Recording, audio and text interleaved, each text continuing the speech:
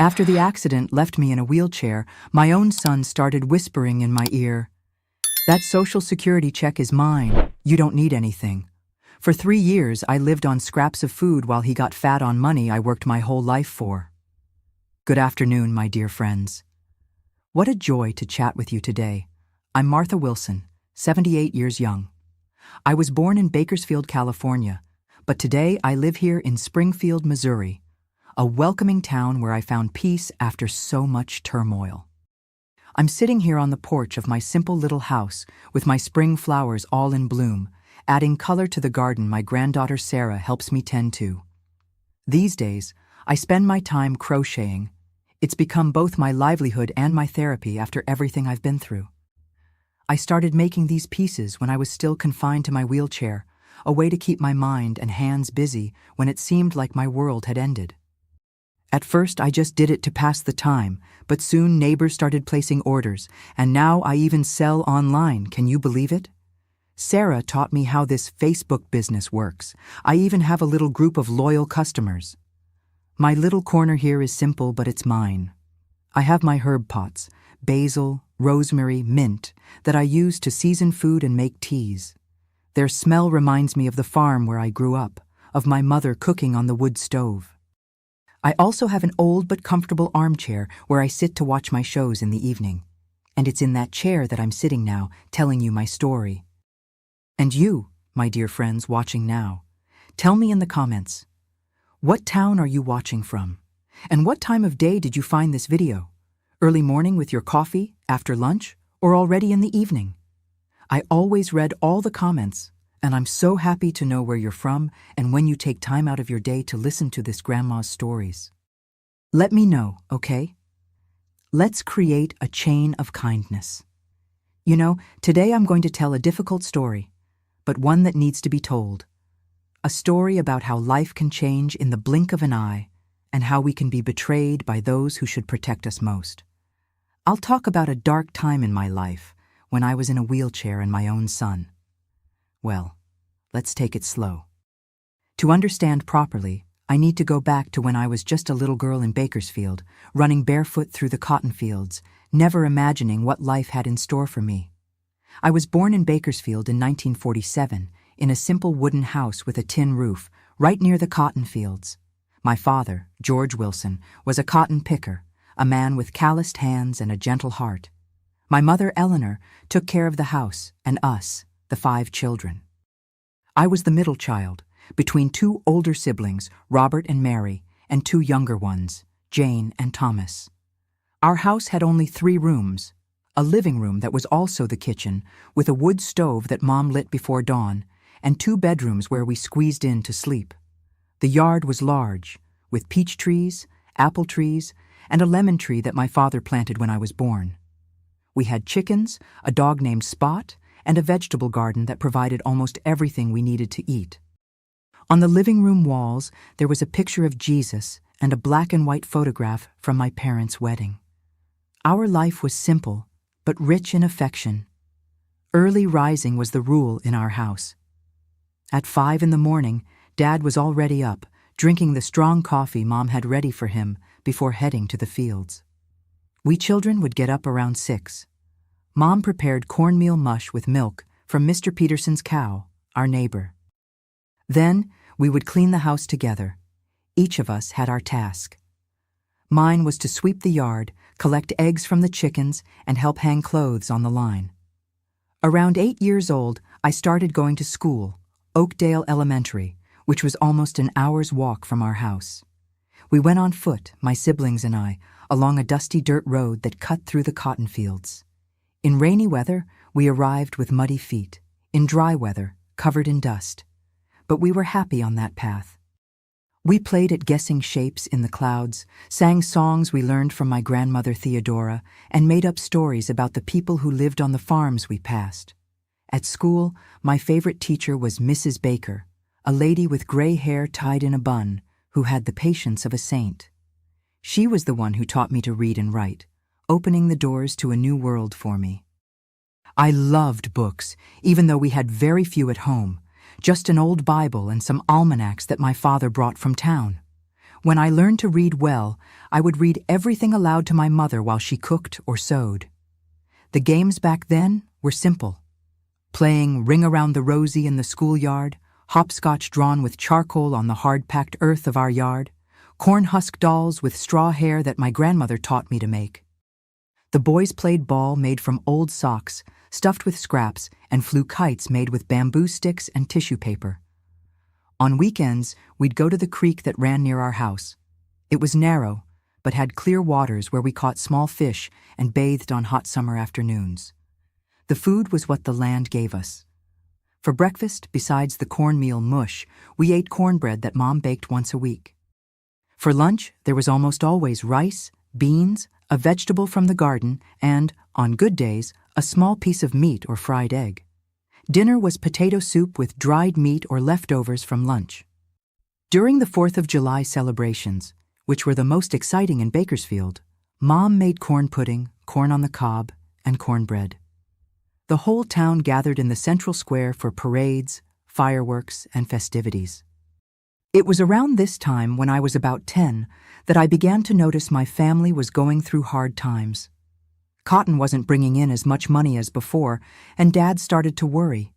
I remember him and Mom talking quietly at night, thinking we were asleep. They talked about trying life somewhere else, looking for work in the big city. I didn't understand much at the time, but I felt a tightness in my chest when I saw that worried expression on their faces. In 1958, when I was 11, news came that would change our lives. Dad's uncle, who lived in Springfield, Missouri, offered him a job at a textile factory that was expanding. It would be a steady job with a regular paycheck at the end of the month, something that the cotton farm no longer guaranteed. After much discussion and some tears from Mom, who didn't want to leave her hometown, the decision was made. We would move to Springfield. I remember like it was yesterday, the day we left Bakersfield. It was a Sunday morning, and the truck that would carry our few pieces of furniture was already loaded. Mom looked one last time at the lemon tree in the yard. Dad said goodbye to the neighbors with strong hugs, and we children cried as we said goodbye to Spot, our dog, who would stay with Mr. Peterson's family. We left with heavy hearts, but also with hope for better days in the new city. We didn't know at that moment that life in Springfield would bring so much joy, but also great challenges for our family, especially for me. The move to Springfield opened a new chapter in our lives. We settled in a simple house in the North Side neighborhood, not far from the factory where Dad started working. It was bigger than our little house in Bakersfield, with 4 rooms and a small yard where Mom soon planted a garden. Adaptation was difficult at first.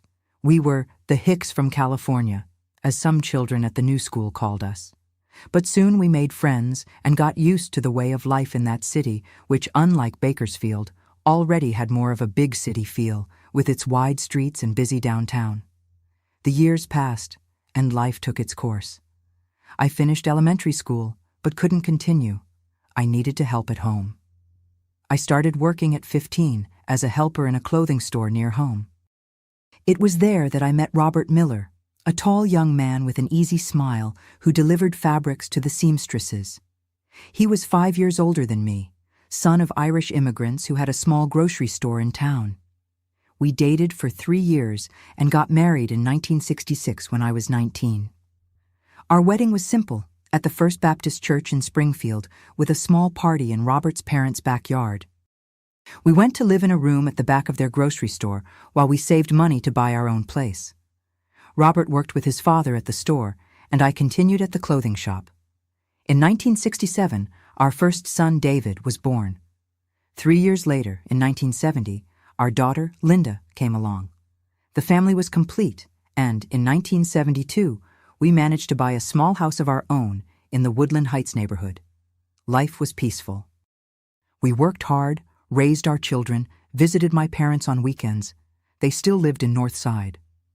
Robert took over the grocery store when his father passed away in 1975, and I left the clothing shop to help him with the business. Those were years of a lot of work, but also a lot of unity. David and Linda grew up, studied. We made sure they had the opportunity we didn't have. David was interested in business from an early age, and when he finished high school, came to work with us at the grocery store. He already had big plans, talked about transforming that small business into something bigger. Linda, my daughter, was always quieter, more studious. She graduated as a teacher from Springfield State College and started teaching at a local elementary school. In 1990, she married Jerome, a bank employee, and moved to St. Louis. I felt her departure deeply, but was happy when she came to visit with my grandchildren, Sarah and Michael. Life followed its course, with its normal joys and sorrows, until 2005, when I was 58, and the tragedy that would change everything happened. It was a Sunday afternoon. We were returning from lunch at friend's house. It was raining hard, and on a curve on the highway between Springfield and Branson, a truck lost control and hit our car head-on. Robert died instantly. I survived, but with serious injuries to my spine. I spent 3 months in the regional hospital, between surgeries and recovery. When I finally returned home, I was in a wheelchair. The doctors were clear. I would not walk again. It was a terrible blow, losing my husband and my independence all at once. David, who was 38 at the time, took over caring for me and managing the grocery store, which had already transformed into a small market. At first, he seemed to handle the situation well. He was attentive, patient. He hired a young woman to help me during the day while he worked at the market. Linda would come from St. Louis on weekends, when she could, to visit and give support. Gradually, I adapted to the new reality. I learned to do some things on my own in the wheelchair, started crocheting to pass the time. A neighbor taught me, said it was good for exercising my hands and mind. But I noticed that David began to change. The responsibility seemed to be weighing too heavily on him. He, who had always been cheerful and talkative like his father, became quiet, with a closed expression. The market accounts weren't going well. He had debts with suppliers. And there was also his girlfriend, Jessica, with whom he had been living for some years, but who never got along with me. She said I was old-fashioned and found fault with everything she did. It was about 6 months after the accident that things really started to go downhill. One afternoon, David came home with a paper in his hand. It was a power of attorney, he said, so he could take care of my affairs since I was incapacitated. At that moment, I saw no malice. I trusted my son. I signed the document without reading it properly, thinking it was to facilitate the administration of the market and my disability benefits, which I had started to receive. A week later, the young woman who helped me was dismissed. "We need to save money," said David. Jessica would come a few times a week to check on me. Food began to become scarce, the house got increasingly dirty, my clothes weren't always washed. When I complained, I heard that I was being ungrateful, that they were already doing a lot for me. One day, I asked about the money from my Social Security disability checks, which should cover my basic expenses and medications. That's when David exploded for the first time. "You think that pittance is enough for what? It barely pays for the expensive medications you need to take. I still have to take from my own pocket to support you." I was shocked by the aggressiveness in his voice, so different from the loving boy I had raised. The following week, when Linda called, she didn't visit as much because of work and the children. I asked to speak privately. I tried to tell her what was happening, but David stayed nearby the whole time, listening to the conversation, and I didn't have the courage to say anything. Only later did I understand that he controlled everything: the visits, the phone calls, what came in and went out of that house. That's when I began to realize I had fallen into a trap. My own son, my flesh and blood, was mistreating me. Not with punches or slaps, but with something that hurts just as much: neglect, emotional abandonment, control of my money. I, who had always been independent, hard-working, was there, trapped in a wheelchair, completely at his mercy. The worst moment was when I discovered, by chance, that the market had been sold. I found a paper under the living room table. It must have fallen from David's pocket. It was a sales receipt with a much higher value than I imagined our small business was worth. The market that we had built with so much sacrifice, which was half mine by right after Robert's death, had been sold without my real knowledge. The power of attorney I signed gave him that power. When I confronted David, came the most painful revelation. You don't have anything anymore, understand? The market was mine by right. I was the one who made it grow. The money from your disability barely pays for your medications. If it wasn't for me, you'd be in a nursing home. You should thank me for still having a roof. That night, alone in my room, I cried like I had never cried before. Not for the money or the market, but for the betrayal. How could my own son treat me like this? What had happened to that sweet boy I had cradled in my arms? And the worst part, I was trapped with no way out. Unable to walk, with no money of my own, with no one to help me. Linda was far away, in St. Louis with her own life. My siblings were scattered. Robert had passed away, Mary lived in Pennsylvania, Jane in Texas, and Thomas, I didn't even know where he was anymore. That night marked the beginning of the 3 most difficult years of my life. 3 years of daily humiliations, of scarce food, of medications that didn't always come at the right time, of dirty clothes, of loneliness. 3 years in which I learned what true helplessness is. And all this at the hands of the one I loved most, from whom I least expected it. Those 3 years were a long nightmare. What started with small signs of neglect turned into a complete system of abuse and control. My room, at the back of the house, became my prison. David and Jessica occupied the main bedroom and the living room, and I rarely left my space, except to go to the bathroom when someone was willing to help me, which didn't always happen when necessary. The wheelchair, which should have been my ally for some independence, was often kept out of my reach.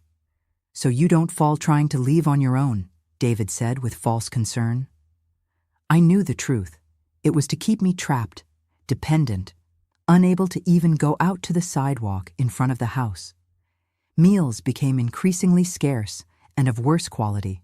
While they ate meat and fresh food, I was served leftovers from previous days or inferior quality food. You can't eat too much fat because of your health, was the excuse. Many times lunch was just a plate of rice with watery beans with no side dish.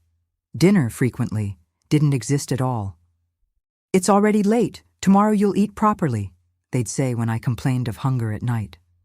My medications, essential for controlling my blood pressure and chronic back pain, began to run out. The pharmacy is out of stock. The doctor needs to renew the prescription. It's too expensive. We have to wait until next month. The excuses varied, but the result was the same. Days and even weeks without the necessary medication, with pains that made me cry softly at night so as not to disturb and suffer more reprisals. Personal hygiene became a rare luxury. Bathing, which should have been daily given my condition, happened 2 or 3 times a week when Jessica had time to help me. Even so, it was rushed, careless, often with cold water. There's no gas to heat so much water, she would say, while I shivered with cold even on the hottest days. My clothes were rarely washed, and the bed changed perhaps once a month. The odor in the room was constant, increasing my shame and humiliation. The money from my Social Security disability, which should have at least guaranteed my basic comfort, completely disappeared in David's hands. When I mentioned once that I needed a new blouse because the only one I had was already torn, he exploded. You think money grows on trees? Do you have any idea how much I spend on you? The medications, the food, the water and electricity you consume staying at home all day? You should be grateful you're not in a public nursing home. I discovered by chance that David had bought a new car with the money from the market sale. They had also renovated the kitchen with new cabinets and modern appliances, things I only saw when, rarely, they took me out of my room. The contrast between the luxury they lived in and the conditions they kept me in was shocking. The worst part, perhaps, was the isolation. David rigorously controlled my communications with the outside world. The landline phone was in the living room, out of my reach. When I asked for a cell phone to at least be able to call my daughter when I felt the need, I was ridiculed. What for? To keep bothering Linda with nonsense? She has her own life. She can't be listening to your complaints all the time. Visits became rare. When Linda called saying she would come to see me, frequently David would invent a last-minute excuse. I was too sick to receive visits, we had an unavoidable commitment, the house was under renovation.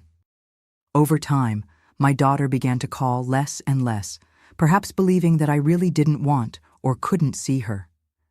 The few neighbors who tried to visit me were met with hostility. My mother is resting.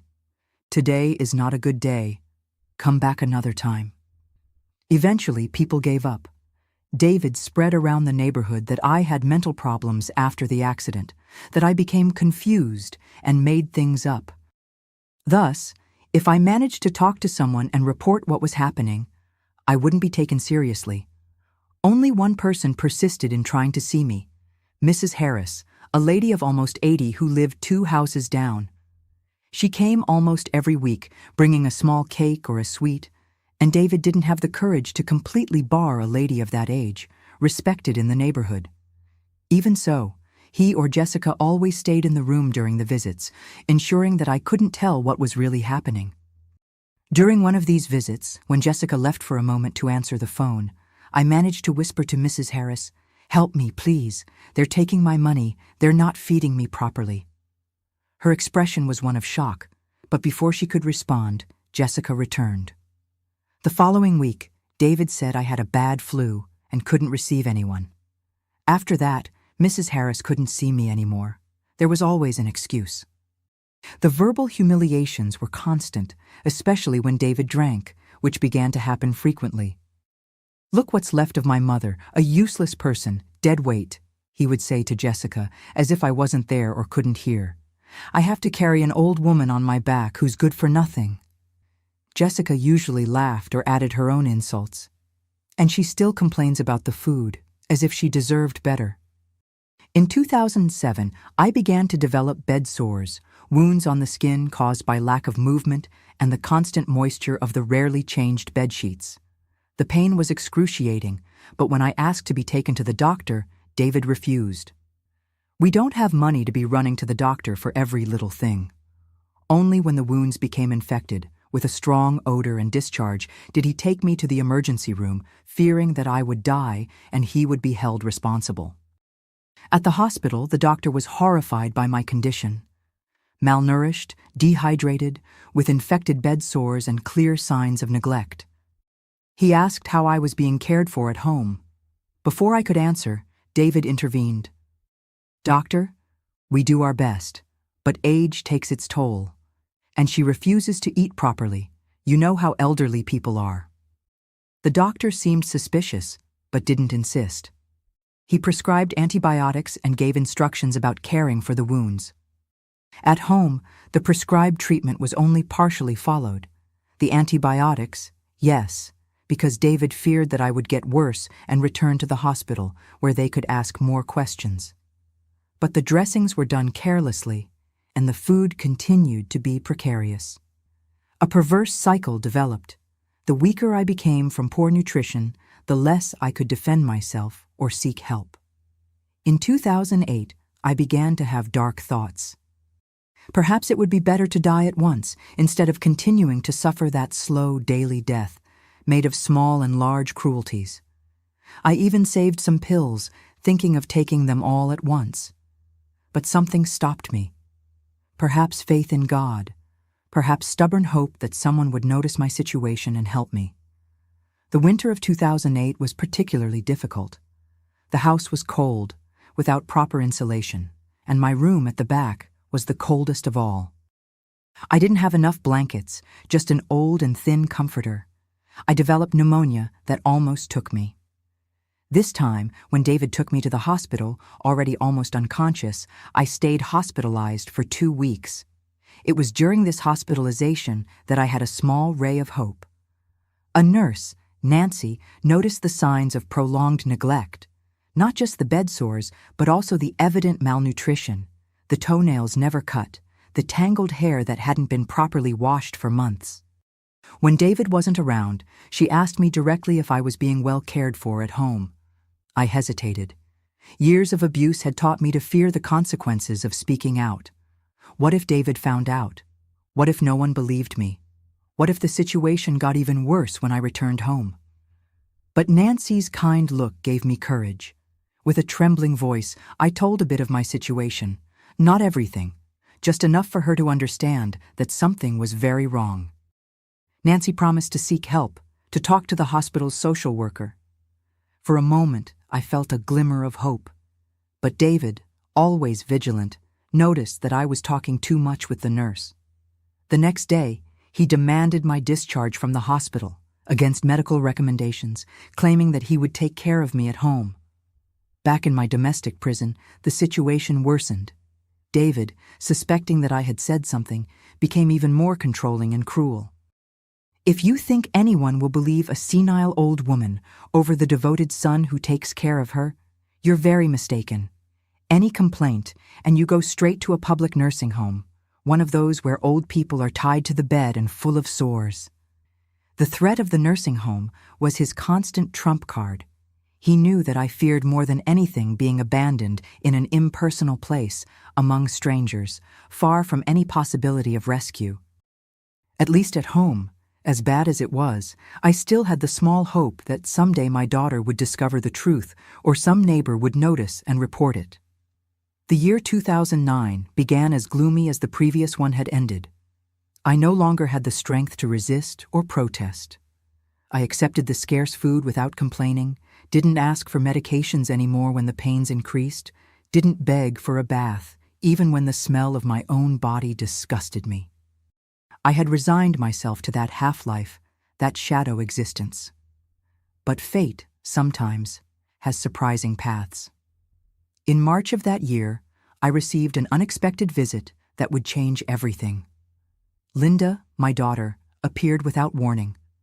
She had tried to call several times in the previous weeks, but David always said I was sleeping or indisposed. Worried about the growing difficulty in talking to me, she decided to come in person, bringing my granddaughter Sarah, who was 16 at the time. David wasn't home that day. He had gone to a neighboring town to take care of business. Jessica tried to prevent Linda from entering, saying I was very sick, but my daughter was firm. "She's my mother, and I'm going to see her now." When Linda entered my room and saw my condition, thin, dirty, with poorly cared for wounds in an unsanitary environment, the shock on her face said it all. "Mom, for God's sake, what have they done to you?" At that moment, the barriers I had built to endure the suffering without going crazy crumbled. I began to cry like a lost child, unable to speak for a few minutes. When I finally managed to calm down, I told everything. The power of attorney signed without understanding, the Social Security money diverted, the market sold without my real consent, the food denied, the rationed medications, the verbal abuse, the forced isolation. Linda listened to everything in silence, tears streaming down her face. Sarah, my granddaughter, held my hand, crying too. When I finished speaking, Linda took out her cell phone and made 2 calls, one to her husband, Jerome, in St. Louis, and another to the local police. "This ends today, Mom," she said with a determination I had never seen before in her voice. "I'm taking you out of here right now." March 2009 marked the end of my captivity. When Linda saw my condition, her reaction was immediate and decisive. "We're going to end this today," she said, with a firmness she had never shown before. She called Jerome in St. Louis and the local police, briefly explaining the situation. While we waited, Linda and Sarah tried to improve my condition. My daughter gave me a careful bath, washed my tangled hair, and changed my clothes. Each movement revealed a new mark of neglect on my body, the bed sores on my back and buttocks, the unexplained bruises, the ingrown toenails. "Mom, how did they let you get to this point?" Linda murmured through tears, while trying to be gentle so as not to hurt me more. The police arrived before David returned. 2 officers, a man and a woman, documented my condition and the precarious environment where I lived. Officer Sullivan had experience with elder abuse cases and asked detailed questions about my financial situation, the power of attorney, the sale of the market. She took my testimony patiently, allowing me to rest when emotion overcame me. "Mrs. Miller, you're safe now," she assured me.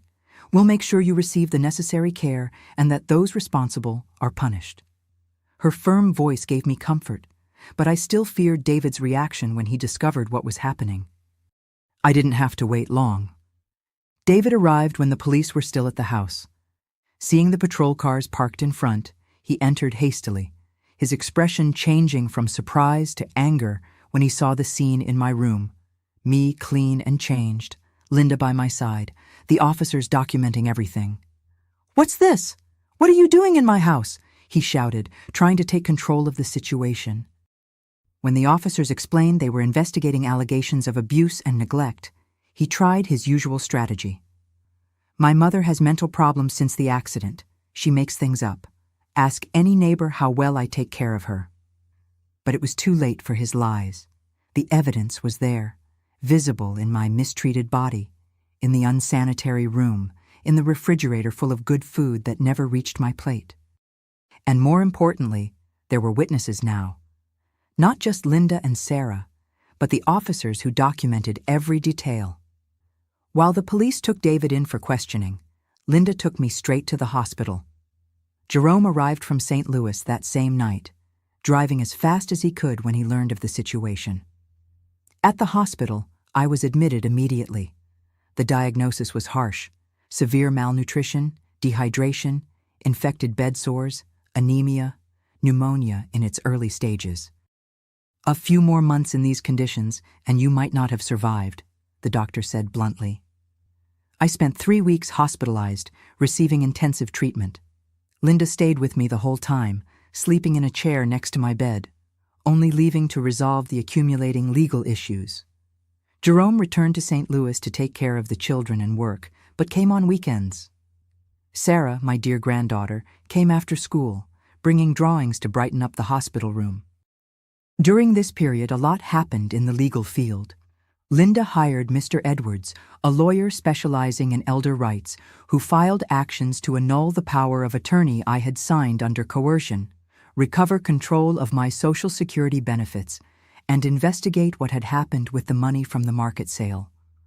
A criminal case was also opened against David for financial abuse and neglect of a vulnerable person. The investigation revealed the extent of the abuse. David had sold the market for a value much higher than what he told me, bought a new car, renovated the house, and still had a considerable amount in a bank account in his name. All this while, I went hungry and lived in degrading conditions.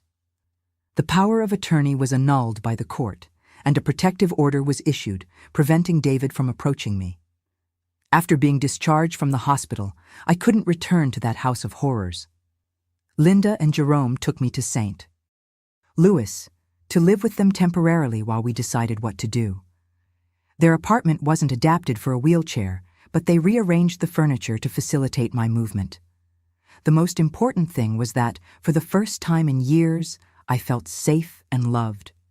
Physical recovery was slow. The bed sores needed months to completely heal. The anemia and malnutrition improved with proper nutrition, but my body was debilitated by years of neglect. I needed intensive physical therapy to regain strength in my arms and improve my mobility in the wheelchair. Emotional recovery was even more challenging. I suffered from frequent nightmares, waking up in the middle of the night in a cold sweat, believing I was still trapped in that room. I had sudden crying fits, moments of panic when I was alone for too long. The worst was the wound of betrayal. How could my own son, whom I had raised with so much love, treat me that way? It was Dr. Monroe, a psychologist recommended by the hospital, who helped me start to process all this trauma. In weekly sessions, I learned to talk about what had happened, to express the anger and disappointment I felt, to understand that I wasn't to blame for David's behavior. "You did nothing to deserve this treatment," Dr. Monroe repeated. "The responsibility is entirely his." 6 months after the rescue, in September 2009, we made an important decision. It didn't make sense to continue in St. Louis, where the small apartment made my mobility difficult, and Linda and Jerome had to completely reorganize their lives to accommodate me. Using part of the money recovered from the market sale, the court determined that 50% of the value belonged to me by right. We bought a single-story house in Springfield, adapted for a wheelchair, in a different neighborhood from the previous one, where no one knew my story. Linda took a 6-month leave from her job as a teacher to help me with the transition. We hired Mrs. Jenkins, a professional caregiver who came during the day to help me with hygiene, food, and medication. Gradually, I regained some independence, learning to do more things on my own in the wheelchair. My granddaughter Sarah, who was finishing high school, decided to apply for college in nursing, inspired by what she had witnessed. "Grandma, I want to help people like you, who don't have a voice," she said. Her affection and dedication were fundamental to my recovery. As for David, the legal process followed its course. He was sentenced to 2 years in prison for financial abuse and neglect, but got the right to serve the sentence in an open regime. The most important thing for me wasn't the punishment, but the protection. The protective order remained valid, ensuring he couldn't approach me. Jessica disappeared as soon as the case came to light. I later learned that she already had a history of getting involved with men who mistreated elderly family members to get their money. She was part of the scheme, not just a passive spectator. The money recovered judicially gave me financial stability. Besides half the value from the market sale, I regained control of my Social Security benefits. It wasn't much, but enough to live with dignity, pay the caregiver, and the ongoing medical treatments that my condition required. News of my case spread through the small city, as was to be expected. Some people distanced themselves, uncomfortable with the scandal. Others, however, came closer, offering genuine support and friendship. Mrs. Harris, the neighbor who had tried to help me before, was one of the first to visit me in the new house. "I always knew something was wrong," she said, "but I never imagined it was so serious." The terrible experience I lived ended up having an unexpected purpose. With the help of Linda and Mr. Edwards, I began to participate in talks about elder rights at community centers and senior groups. I shared my story as a warning, showing that abuse can happen in any family, even when least expected. If it's happening to you or someone you know, seek help, I would say at the meetings. Call the Elder Abuse Hotline, look for adult protective services, talk to a trusted neighbor. Don't suffer in silence like I did. In 2010, a year after my rescue, we founded a small support group for elderly victims of abuse in Springfield. We met monthly at the neighborhood association, sharing experiences and information about rights and available resources. It was a way to transform my pain into something useful, to give meaning to the suffering I had gone through. Those dark years don't define who I am, but what I learned from them is now part of me. I learned about the human capacity for cruelty, but also for kindness and redemption. I learned that it's never too late to start over, to find a new purpose. And above all, I learned that asking for help isn't weakness. It's the first step toward liberation. Today, at 78, I live a peaceful and dignified life here in Springfield, in the same adapted little house we bought in 2009. The years have passed and many things have changed, but the feeling of security and peace I found after that rescue continues to be my greatest wealth. My routine is simple and cozy. I wake up early, around 6 in the morning, a habit I never lost since childhood on the farm. The first thing I do is thank God for another day, for being alive and well cared for. Then comes breakfast, which I prepare myself in the adapted kitchen. I've developed several techniques to manage in the wheelchair. The lower countertop, the sliding cabinet doors, and shelves within reach make all the difference. I usually spend the mornings crocheting on the front porch where I can feel the sun and see the street activity. This handiwork, which I started during the difficult years as a form of distraction, has become my therapy and also a small source of income. I make blankets, rugs, scarves, and, mainly, baby clothes that I sell online, thanks to my granddaughter Sarah, who created a Facebook page to show my work.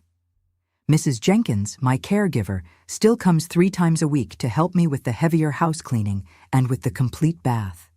On other days, I manage well with the adaptations that were made in the bathroom: the support bars, the shower bench, and the handheld shower.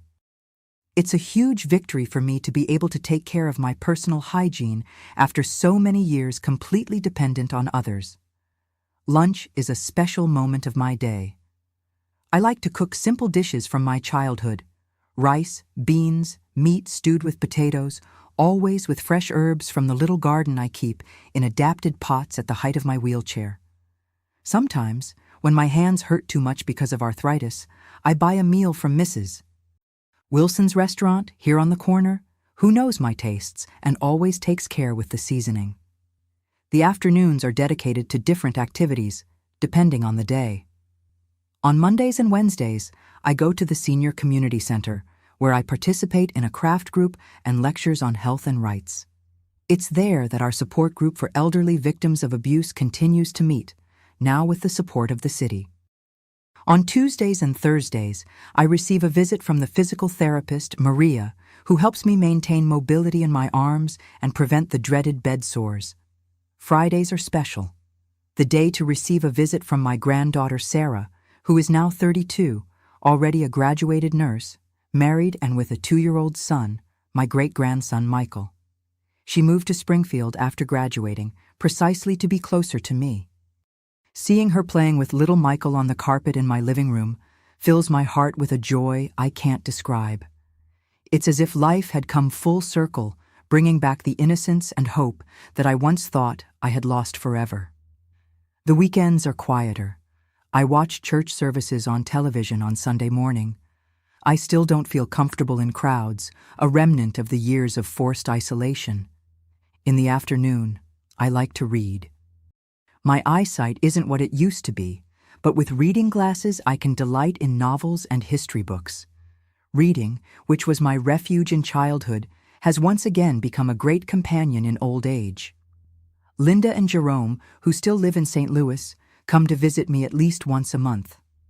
My daughter retired as a teacher 2 years ago and now has more time to spend with me. We are closer than ever. The trauma we went through together created a special bond between us. She understands my fragilities, respects my moments of sadness, and celebrates with me each small daily victory. Financially, I live a modest but comfortable life. My Social Security, combined with the small income I get from crafts, covers my basic needs. The money recovered from the market sale was largely used in the purchase and adaptation of the house, but a small reserve still gives me security for medical emergencies.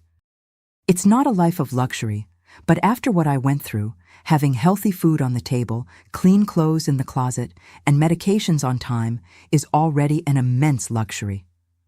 My health, considering everything I went through, is surprisingly good.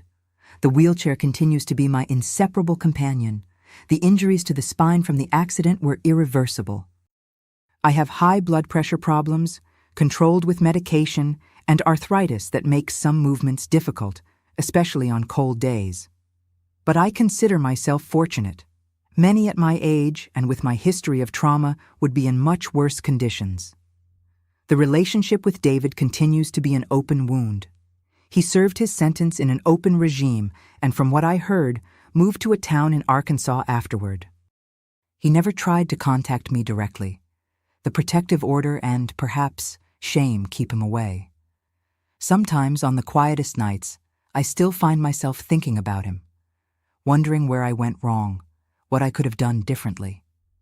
Dr. Monroe, my psychologist whom I still see monthly, helps me understand that I wasn't to blame, that some people make bad choices regardless of how they were raised. One of the greatest joys of my current life is the recognition I receive for the work with other elderly people. Last year, I received a tribute from the City Council for 10 years of dedication to the support group. Seeing people who went through similar situations finding strength to start over, often inspired by my story, gives meaning to all the suffering I went through. The neighbors on the street where I live have become a second family. Mrs. Harris, that same lady who tried to help me in the difficult times, ended up moving near my new house by coincidence. At 98, still lucid and active, she is my companion for 5 o'clock tea every Wednesday. Mr. Thompson, a widowed gentleman who lives across the street, always appears with some fruit from his yard or to fix something that broke in the house. Technology has also brought positive changes to my life. Sarah taught me how to use a tablet where I can see family photos, talk by video with Linda when she's in St. Louis, and even sell my crafts online. I never imagined, in that childhood in Bakersfield, running barefoot through the cotton fields, that one day I would be connected to the entire world through a small screen in the palm of my hand. If I look back, I see a life of ups and downs, of deep pains, but also of great joys. The time I spent in that dark room, treated as a burden, could have embittered me forever. But I chose a different path, that of gratitude for the small blessings of each day, for the sun that enters through the porch window, for the smell of fresh coffee in the morning, for the smile of my great-grandson. In Springfield, I found not just a home, but a purpose. Here, in this city that saw me suffer, but also saw me reborn, I learned that it's never too late to start over. As that old saying my mother used to repeat goes, God writes straight with crooked lines. And the lines of my life, as crooked as they may have been at times, brought me exactly where I should be. My dear friends who have followed me to this point, after sharing my story with you, I feel I need to leave some advice that comes from the bottom of my heart and my own painful experience. If you are an elderly person who is going through a situation of abuse, or know someone in that condition, pay close attention to what I'm going to say. Financial abuse against the elderly is a silent violence, which often occurs within the home itself, practiced by those who should protect us. It starts subtly. A son or relative who helps manage the Social Security money, who asks you to sign documents without explaining properly, who takes control of bank accounts to make things easier. Little by little, the elderly person loses autonomy, voice, and dignity. I learned in the worst possible way that blindly trusting, even in children or close relatives, can be dangerous when it comes to money. Don't be ashamed to check bank statements, to ask for clear explanations about your finances, to consult a lawyer before signing any document. Your money is the fruit of your work, of your entire life of effort. You have every right to know where and how it's being used. If you are living in a situation of abuse, know that there are ways to get out of it. The first step, and perhaps the most difficult, is to break the silence. Tell someone you trust, another family member, a neighbor, a health professional. There are public agencies prepared to help you. The Elder Abuse Hotline receives anonymous complaints 24 hours a day. Adult Protective Services in your city offers support, and many cities have specialized resources for these cases. For families, I leave a warning. Be alert to signs of financial abuse in elderly relatives. Sudden changes in wills or in the control of assets, unexplained withdrawals of money, relatives who prevent visits or excessively control the elderly person's contacts, all this may indicate that something is wrong. An unexpected visit, like the one my daughter Linda made, can save a life. For health professionals, social workers, and caregivers, you are often the first and only line of defense for vulnerable elderly people. An attentive look, a question asked in private, can open the door for the elderly person to reveal the abuse they are suffering. That's how it was with Nurse Nancy, who noticed the signs of neglect on my body and had the courage to ask. To the elderly who, like me, managed to free themselves from abusive situations. Our story doesn't end with trauma. There is life, there is purpose, there is joy after suffering. Using our experience to help others, as I do in the support group, can transform pain into something positive. It's never too late to start over, to rediscover small joys, to create new bonds. For society as a whole, I ask for more attention and respect for the elderly. Aging doesn't mean losing value or rights. The wisdom we've accumulated over decades deserves to be heard and respected. The experience we bring can be valuable for younger generations. Don't treat us as burdens, as problems to be solved, as people who have lived too long and are now just waiting for the end. I thank you from the bottom of my heart to all who have accompanied me on this journey of memories. Some sweet, others bitter, but all part of what made me who I am today. Sharing my story wasn't easy, but I hope it serves as a warning and hope for those who need it. My dear friends, if this video touched your soul, please don't move on without doing 3 important things. Click like, subscribe to the channel, and turn on notifications right now. This small gesture of yours can literally save the life of another elderly person who is suffering in silence, just like I suffered. Each subscription helps this message reach further, to enter more homes where there might be someone being mistreated by their own child, as happened to me. If you know someone who takes care of an elderly person and seems more interested in the Social Security money than in the person's well-being, share this video immediately with your family groups, with your friends, with your neighbors. Also, leave a comment telling if there has ever been a similar case in your family, or if you know someone who needs help. And do it now. Don't wait even 1 more minute, because while you're watching this video, there's a grandma or grandpa suffering financial abuse somewhere.